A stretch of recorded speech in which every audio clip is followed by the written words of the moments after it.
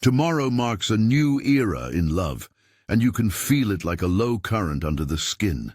Something shifts, not necessarily with fanfare, but in the way attention moves, the way people prioritize space, and the kind of connections that suddenly accelerate or quietly fall away. If you want updates as this energy unfolds over the coming days, subscribe and stay tuned. I'll be sharing what to watch for and how to move with it. Here's the simple reading. Venus, the planet that represents love, values, what we find beautiful and worth our time, is slipping into Aquarius, the sign that prizes independence, originality, and the collective mind. In plain English, the language of relationship is changing from safety and intimacy only to freedom and shared purpose. Venus brings the themes of attraction and taste. Aquarius brings the themes of individuality and community. Together they create an electric, public-facing current that asks us to love in a different key. Remember, astrology isn't a fixed script. This transit may feel dramatic for some and subtle for others. Nothing is guaranteed. Think of it as an atmosphere shifting, like a weather front moving in. For those receptive to it, the air will feel charged.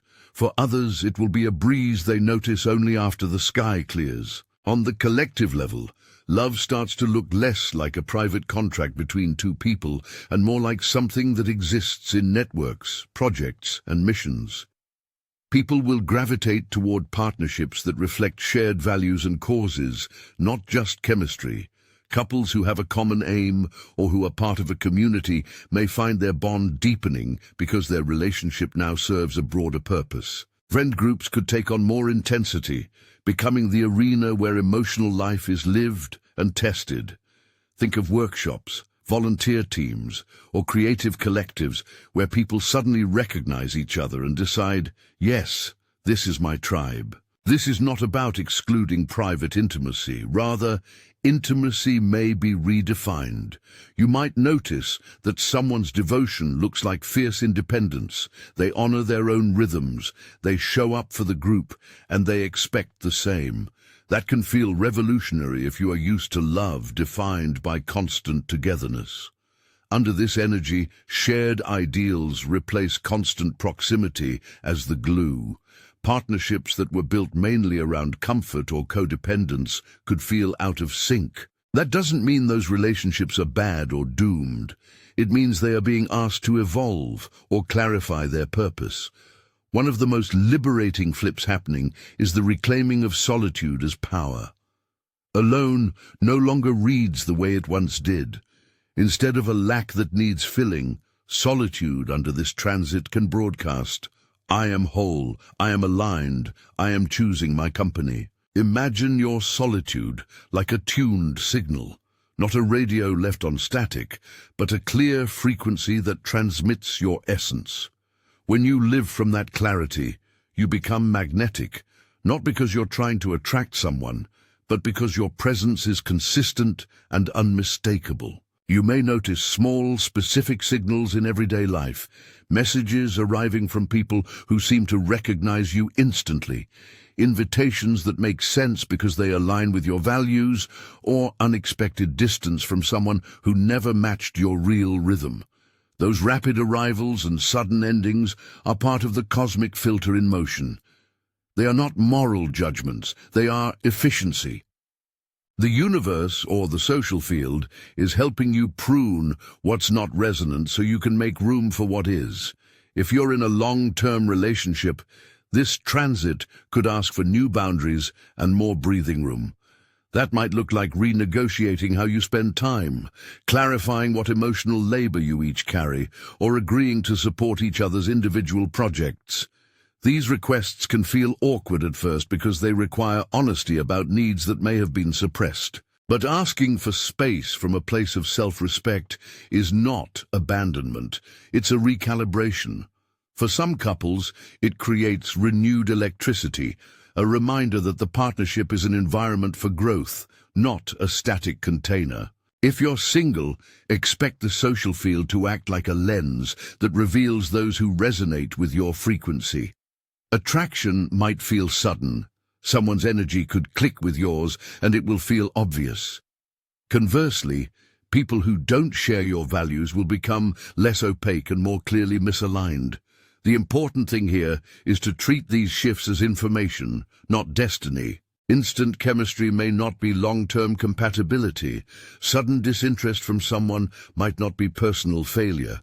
Both are signals pointing you toward refinement. One image I keep returning to is that of a spotlight and a filter working together. The spotlight is Aquarius's insistence on visibility, being seen for what you truly are. The filter is Venus's role in attraction, what you no longer accept and what you allow near your heart. Under this transit, the filter sharpens. That means you'll notice patterns faster.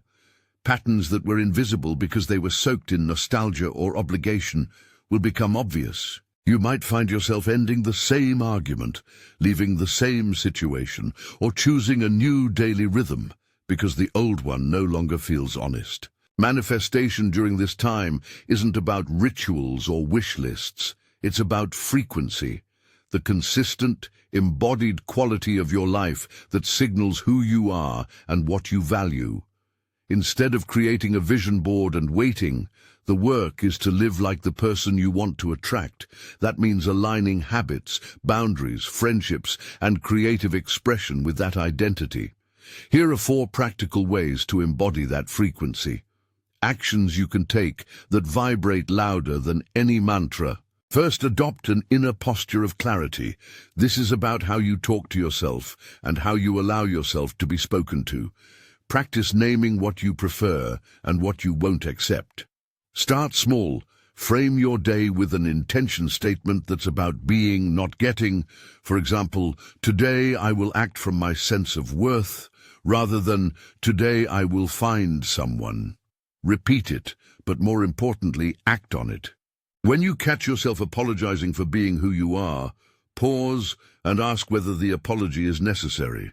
Saying less and meaning more becomes a subtle but powerful signal. Second, upgrade visible boundaries. Boundaries are the practical language of self-respect. Make them simple and consistent. If you need alone time to recharge, schedule it and protect it. If you only want to engage with people who support your creative goals, say so in the invitations and conversations where it matters. Boundaries are not punitive. They are clarifying. They tell others how to value your time, attention, and energy without grand explanations. Over time, people who resonate will align themselves with those terms. Those who don't will naturally distance. Third, shape your lifestyle so it matches the person you hope to be. This is not about perfection, it's about coherence. If you say you value creativity, carve out weekly hours for a practice that visibly marks you as creative. If curiosity and activism are part of your identity, attend a meetup or volunteer with a group that reflects that. Your calendar becomes a map that others read. Small public choices, the spaces you frequent, the causes you support, the way you spend a Saturday morning, send signals. They're the practical manifestation of your frequency. Fourth, invest in community and mission-based connections. Aquarius values the collective, and under this transit, love often arrives through networks. Join or deepen involvement in groups where people are building something together, whether it's a class, a project, or a local initiative. Shared effort creates intimacy without codependency. When you collaborate with others around a common aim, relationships form that are based on mutual value and contribution. These ties can hold intense, electrified forms of love that look different from romantic tropes. As you start to practice these behaviors, you'll encounter moments that feel like tests. Someone may push back against your new boundaries. An old friend might feel threatened by your changes. A date might be dazzled one day and distant the next. In those moments, remember the filter metaphor. The universe is not penalizing you.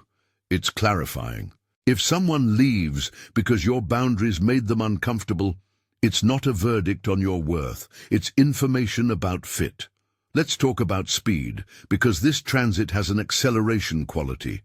Meetings can happen almost instantaneously.